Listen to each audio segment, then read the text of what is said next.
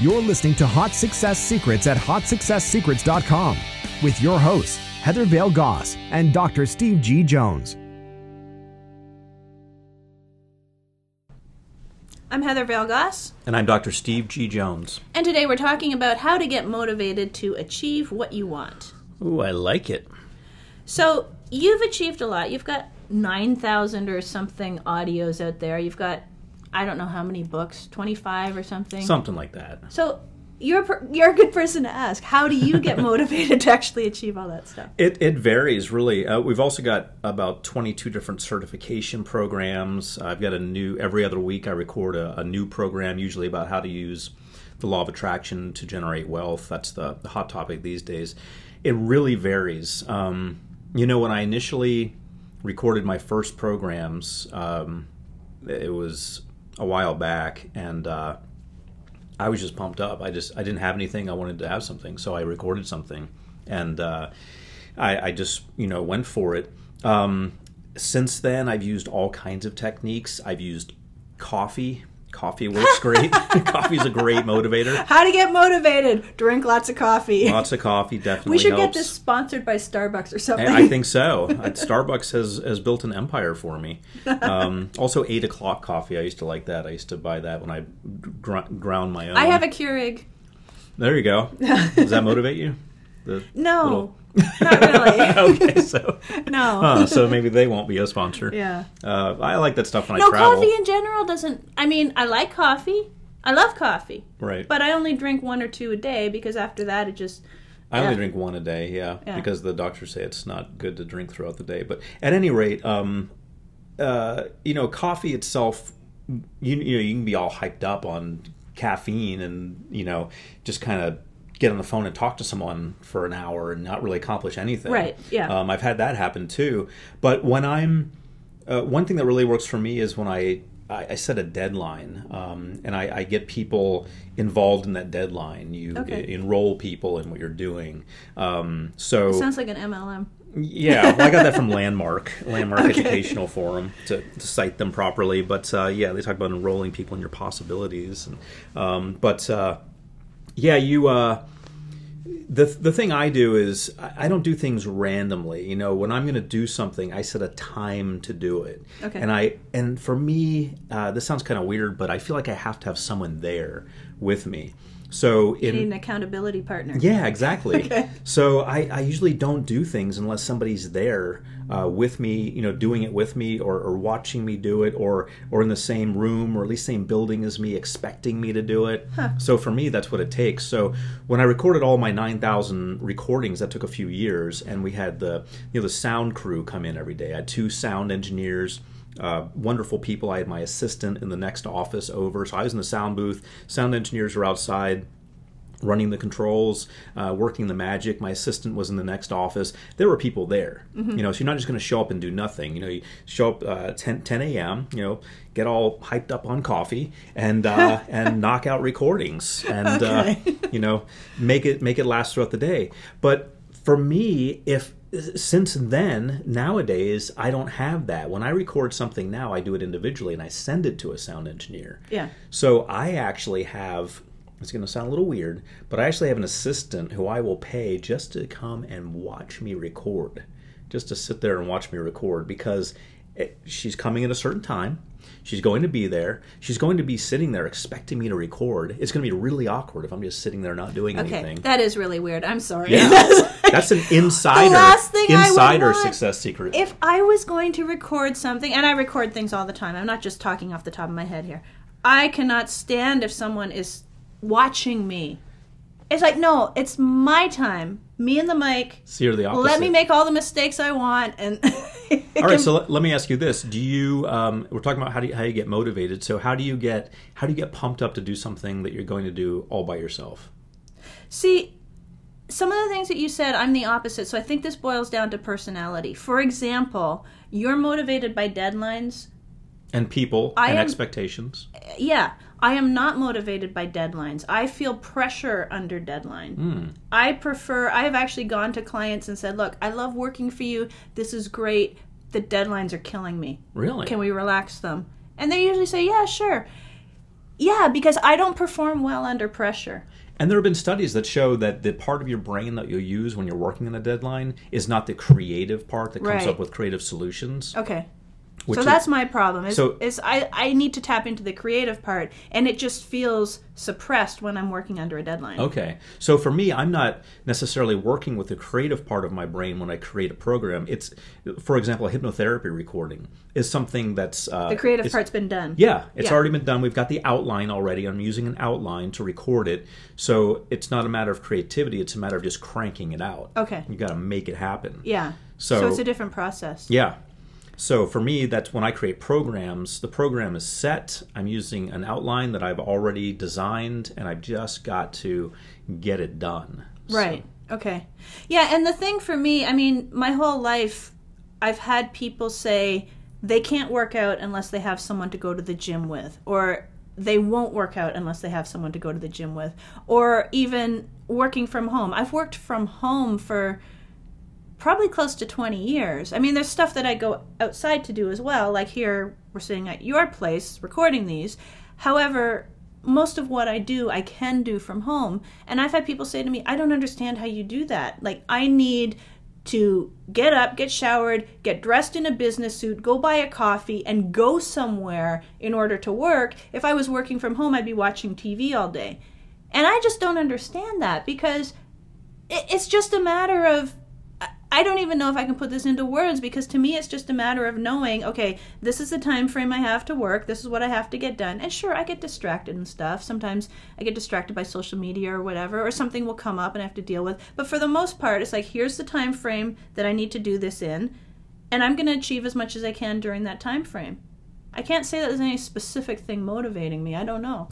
Yeah, as far as for stuff like emails and overseeing projects that I'm not directly involved in and things like that, I'll do it just because I enjoy it. I enjoy getting in there. I enjoy answering emails. I answer all my emails right away. I answer all texts right away. Yeah. If someone wants to have a meeting, I'll say, what Tony Robbins would say, when would now be a good time? So I wouldn't get on the phone and get it worked out. But as far as creating for me, I draw the line between, and I also go to the gym by myself. I enjoy that. And I like to go to the gym at random times, not at a set time. Okay. But for a project that's going to take me 2 hours or 8 hours to do, I mean, that's a big thing in my mind. That's a daunting thing that I've got to do, where I've got to be focused the whole time. So that's where I get someone to watch me do it. A support system. A support system, yeah. Some kind of cheerleader there. Even if they don't care about what I'm doing, they expect me to do it. Yeah. And it's going to be, like I said, awkward if I'm not doing something. Right. So I guess for me, ultimately, the motivating factor is knowing this is the time frame I have to do that. And knowing that if I don't do it within that time frame, even though I'm not setting a hard deadline for myself, I'm just saying, okay, I have 8 hours from now to now, and I have a bunch of stuff to achieve, and I'm going to achieve what I can. I'm going to work on what I can. That's the motivating factor, is just knowing this is the time I have to focus on that. that's good. But it's more of a loose time frame than what you're talking about. Yeah. I like rigid time frames, and a lot of people don't like that. Believe me, I've butted heads with a lot of people. I think Yeah. you and I have, from time to time, had some run-ins with that. But it was a big breakthrough for me when I realized I couldn't control the world. Right. When I realized that You're a control freak. That's what it is. I'm an organization freak. I'm an efficiency expert freak. I like things being streamlined. Yeah. But not everyone likes that. Some Yeah. people don't work well at all with that. And so I've had that with people in my organization, people who have the autonomy to make their own decisions, but I try to step into the department a little bit and say, we should do this way. They politely tell me to butt out. And so it used to frustrate me. We've got to have this done at this time, but they don't work that way. And if they did work that way, it would be crap. They would be Right. creating crap. Yeah. And that's not what it's all about. It's not about getting it done. It's about getting it done the right way. Yeah. So for me, it works. For other people, it doesn't. And I've learned somehow over the years to respect that. Yeah. Yeah. I think for me, it also boils down to, you talked about expectations. That is really important, because if I have a client who's paying me to get something done, that's my motivation. I'm going to get that done for them way before I'm going to worry about writing my own personal blog post or working on some other project that I might have that I want to do. I mean, my computer is full of all these ideas that eventually one day I want to do, and work for other people keeps getting in the way, but that's fine with me because I'm accomplishing more than one thing when I'm creating for other people. That's good. One of the things that I do is I have an email, two different email folders. One is called Good Ideas and one is called Really Good Ideas. And the good ideas are things that I think might be good to do. The really good ideas are things that I want to do like this week. Okay. And also having a larger organization now, I'm able to delegate. So one of the things I bug people with, and you've been bugged by me with this, is my voice memos. I'll record a voice memo. Those drive me nuts. They drive everyone nuts. So I'll record a voice memo for about 5 minutes. Yes. And then I have to listen to it for 5 minutes. It's because... And then there's all these points that, wow, I'm a visual person. Right. All these points that, wow, I wish I had that in an email to refer back to. I'm not going it's to... gone. If I spend the time to type that into an email, or if I do voice dictation into an email, which you can do, it's going to butcher it. It's going to change all the words into something But at least it's there so I can see it. Okay, well, I'm going to do my best to respect that. But you may get some gibberish emails from me because I voice dictate them. I don't text them in. Right. And so they may not get all the words. It may put random words in there, but I'll do that from now on. But yeah, I started sending these voice memos to people, and my assistant will listen to them. But my New York office, they'll write me back and they'll say, not another voice memo. And then I'll check up with them a few days later and I'll say, have you listened to the voice memo? No, we haven't gotten around to it yet. So see, that's the thing. If it's visual, and and some people are more auditory, and so for them that would probably be perfect. For me, being visual, if you send me a text, and even if it's a really long text, but it's got all the stuff in it, I can glance at that and go, okay, I get what he's saying. If it's a voice memo, I have to listen to the whole thing before I get what you're saying. Okay. See, I like that. Maybe I'm more auditory when it comes... I'm basically a kinesthetic person. Maybe I'm more auditory in my communication. Yeah. But I'll respect that from now on. Believe me, I'm getting a lot of feedback like that. But my point with this was, when you get your organization large enough, when you talk about being motivated to achieve what you want, you can start delegating. Right. If I get an idea, I don't have to necessarily put it away in a folder where I get to it someday. I can assign it to somebody. I have departments. I can send it to that. If it's something we're going to work on, like this, like recording these series that are going to help people, I can hopefully not send you a voice memo, but I can text you with some written word and tell you, hey, let's do that. And we had an email string going back and forth before we started creating this to help people. Yeah. So one of the ideas that I think is really powerful for people to, when you get motivated to achieve what you want, is to do things that won't cause you to lose your motivation, like put something off or look at something and think, oh, when could I ever do that? Right. And one of the ways to do it is to delegate, to learn who you can send it off to. And someone who doesn't have a large organization, there's all kinds of things online that can help, like Fiverr.com. You can find people to do tasks like that. You can do things now that used to cost $3,000. You can get them done for $5, like search engine optimization. Yeah. There's some really high-level SEO going on Fiverr for $5 that companies used to charge $3,000 for. Yeah, and there's Odesk.com, Freelance. Or Elance. Elance, yeah. Elance.com. There may be a Freelance.com. I don't know. There used to be Scriptlance.com. I think that got incorporated into one of the other ones. But yeah, Elance is a good one. Elance, Odesk, Fiverr. Between those three, you could get pretty much anything done pretty quickly at a good price. Yeah. Yep. So even if you don't have an internal staff like I do, you can farm it out to one of those helpful folks, and they will be more than happy to do it because they're getting public feedback. They're getting you can look at their ratings. You can see what kind of work they've done for other people and what those people thought. Yeah. You have to be a little careful. Sometimes I thought we had found a $5 video editor one time.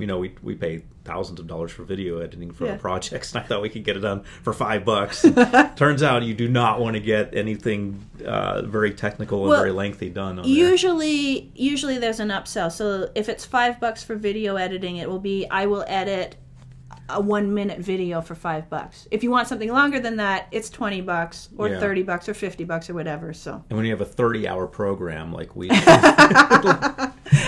back up at $3,000. Exactly. Yeah. If you're lucky. Yeah. Yep. So there you go. Well, I think that covers it pretty well, how to get motivated to achieve what you want. And one of the ways to get motivated is to avoid getting unmotivated, which is, getting bogged down thinking, when am I going to climb this mountain? Getting overwhelmed. Yeah. Yep. Absolutely. Keep moving forward. Yeah. So we have more podcasts like this. We have more video interviews at hotsuccesssecrets.com. Come check us out, and we'll be back with you with another one coming soon. I'm Heather Vale Goss. And I'm Dr. Steve G. Jones. We'll talk to you soon. Thank you for listening to Hot Success Secrets with Heather Vale Goss and Dr. Steve G. Jones. For more free audios and videos, go to hotsuccesssecrets.com.